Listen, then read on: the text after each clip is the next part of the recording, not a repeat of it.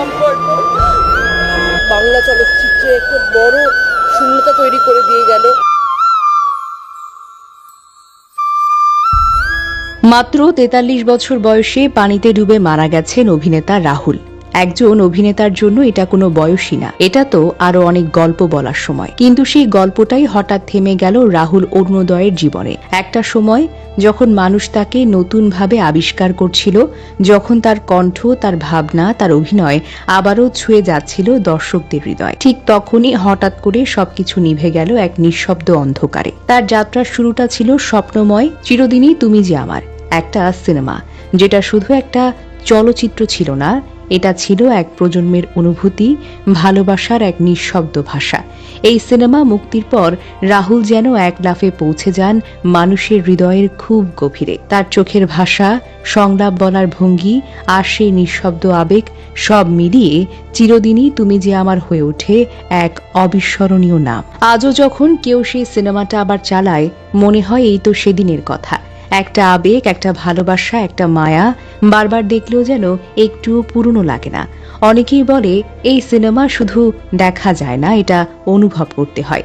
আর সেই অনুভূতির কেন্দ্রে ছিলেন রাহুল অরুণোদয়। কিন্তু জীবন তো সবসময় সিনেমার মতো হয় না। দীঘার তালসারিতে চলছিল একটি ধারাবাহিক শুটিং, ক্যামেরা, লাইট, অ্যাকশন সবকিছুই ঠিকঠাক। হয়তো আরেকটা দৃশ্য, আরেকটা গল্প দর্শকদের উপহার দেওয়ার প্রস্তুতি নিচ্ছিলেন তিনি। সেই শুটিং এর মাঝেই পানিতে নামেন রাহুল। কেউ বুঝতেই পারেনি এই নামটাই হবে তার জীবনের শেষ দৃশ্য।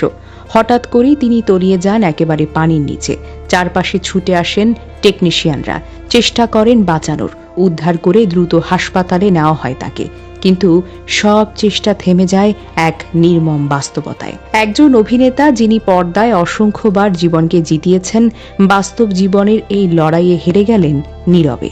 তার মৃত্যুতে স্তব্ধ হয়ে গেছে পুরো টলিউড, এমনকি ঢালিউডও। সহকর্মীরা, বন্ধুরা, ভক্তরা সবার চোখে একই প্রশ্ন, এভাবে চলে যেতে হয় যে মানুষটা হাসি দিয়ে, ভালোবাসা দিয়ে, অভিনয় দিয়ে মানুষের মন ভরিয়ে দিতেন, আজ সেই মানুষটাকেই বিদায় জানাতে হচ্ছে অশ্রু ভেজা চোখে।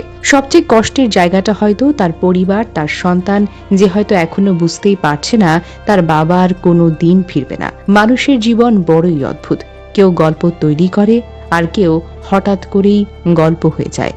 রাহুল অরুণোদয় আজ আর নেই, কিন্তু তার অভিনয়, তার স্মৃতি, তার ভালোবাসা এগুলো থেকে যাবে প্রতিটা হৃদয়ে, প্রতিটা দৃশ্যে, প্রতিটা সংলাপে।